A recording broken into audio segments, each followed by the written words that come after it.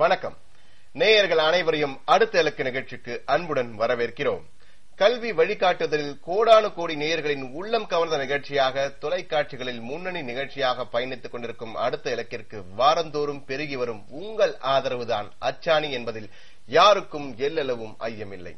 அந்த வகையில் இன்றும் இரு தலைப்புகள், இரு சிறப்பு விருந்தினர்கள் உங்களுக்கு வழிகாட்ட வந்துள்ளனர்.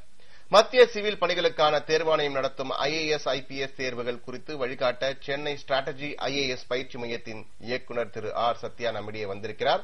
அதேபோல் தற்பொழுது எங்கும் பேச்சாக இருக்கும் பொறியியல் கல்வியில் எதை படிக்கலாம், எங்கு படிக்கலாம் என்பது குறித்து நம்மிடையே பேசுவதற்காக அனுபவசாலியும் சிறந்த பொறியியல் கல்வி வழிகாட்டுநர்களில் ஒருவருமான டேனிஷ் அஹமத் பொறியியல் கல்லூரியின் டீன் திருமதி நளினி ஜோசப்பும் நம்மிடையே வந்திருக்கின்றனர்.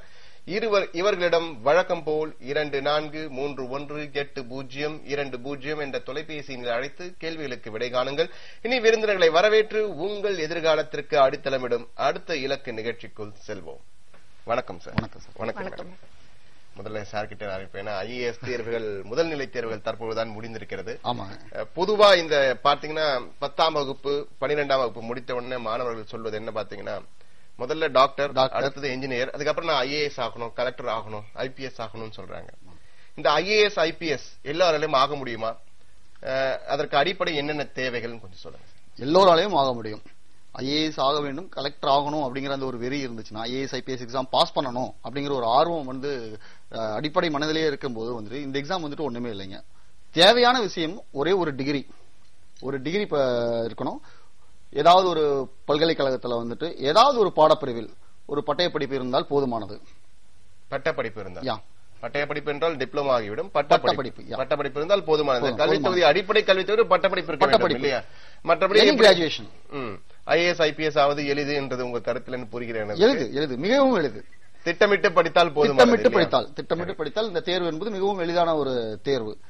இந்தியாவிலேயே டஃபஸ்ட் எக்ஸாமினேஷன் IAS எக்ஸாமினேஷன் சொல்லுவாங்க. பட் அட் சேம் டைம் இந்தியாவிலேயே ஈஸியஸ்ட் எக்ஸாமினேஷன் IAS எக்ஸாமினேஷன். உங்களுடைய கருத்து அனைவருக்கும் புரிந்திருக்கும் நினைக்கிறேன். நேயர்களுக்கு ஒரு எளிமையான கருத்து ஆசைப்படுகிறேன்.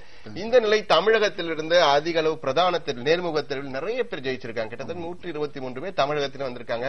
இது மீண்டும் தமிழகத்தில் IAS IPS மீது இருந்த மோகம், ஆர்வம் மாணவர்களிடையே அதிகமாக இருக்கிறது என்பதை தான் காட்டுகிறதா? நீங்க எப்படி பார்க்கிறீங்க? கண்டிப்பா IAS IPS தேர்வுக்கு முன் எப்போதையும் விட இப்ப மக்கள் மத்தியில, மாணவர்கள் மத்தியில நல்ல அவேர்னஸ் இருக்கு. மாணவர்கள் மத்தியிலும் சொல்றத விட பேரண்ட்ஸ் மத்தியிலும் நல்ல அவேர்னஸ் இருக்கு. முதல்ல பேரண்ட்ஸ் தன்னோட பிள்ளைங்கன்னா டாக்டர், என்ஜினியர் ஆகணும் அப்படின்னு இருந்தாங்க. இப்ப நிறைய பேர் பேரண்ட்ஸ் பாத்தீங்கன்னா IAS படிக்க வைக்கணும், IPS படிக்க வைக்கணும் அப்படின்னு சொல்லி +2லயே என்ன பண்றாங்க, அதுக்கு உண்டான ப்ரிப்பரேஷன்ஸ் பண்ண ஆரம்பிச்சிடறாங்க.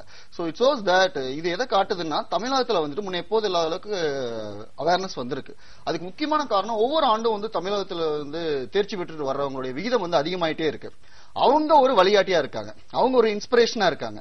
அதை பார்த்துட்டு எல்லாரும் இப்போ +2 முடிச்சோன்னே இன்ஜினியரிங் போகணுங்கிறாங்க, மெடிசன் போகணுங்கிறாங்க. பட் இன்ஜினியரிங் மெடிசன் முடிச்சுட்டு கடைசியா என்ன பண்ணலாம் அப்படிங்கும் போது இப்போ IAS பண்ணலாம் அப்படிங்கிற ஒரு ஆர்வம் மாணவர்களுக்கு அதிகமாவே இருக்கு. இப்ப பொறியியல் படித்தவர்களும் IAS பொறியியல் படித்தவர்களும் டாக்டர்ஸ் படிச்சவங்க வராங்க. எல்லாருக்குமே ஈவன் நாங்களே எங்க ஸ்டூடெண்ட்ஸ் அட்வைஸ் பண்றோம். You can to IAS. Electronics and என்ன கோர்ஸ் படிச்சிருந்தாலும் they can do their IAS படிப்பு. இந்த 127 பேர் தமிழகத்துல இருந்து பாஸ் பண்ணிருக்காங்க. அதுல பெரும்பாலானவங்க அவங்களுடைய எஜுகேஷன் பேக்ரவுண்ட் பாத்தீங்கன்னா BE முடிச்சவங்களா இருக்காங்க. மோர் தேன் 50% BE முடிச்சவங்க இருக்காங்க. அதுக்கப்புறம் தான் ஆர்ட்ஸ் காலேஜ்ல BSc, MSc, தென் BA, BMCom இந்த மாதிரி படிச்சு வந்தவங்க இருக்காங்க. சோ பொறியியல் படிச்சவங்க IAS IPS தேர்வுல பொறியியல் படித்தவர்களும் IASக்கு தான் வருகிறார்கள். அது அரசாங்க பணி என்பதுதான். ஆனால் உங்களுடைய கருத்தை வைத்து பார்க்கும்போது இன்னும் 5 ஆண்டுகள்ல தமிழகம் மட்டுமல்ல, இந்தியா முழுவதும் அதிக தமிழர்கள் IAS அதிகாரிகள் என்பது உறுதியாக. வணக்கம், சொல்லுங்க. திருவாரூர் மாவட்டம் கமுகக்குடியிலிருந்து கலைவாணன் பேசுறேன் சார். திருவாரூர் கலைவாணன், உங்கள் கேள்வி. ஆக்சுவலா நான் MCA முடிச்சிருக்கேன் சார். IAS ஆகணும்னு என்னோட லட்சியம் சார். சரிங்க.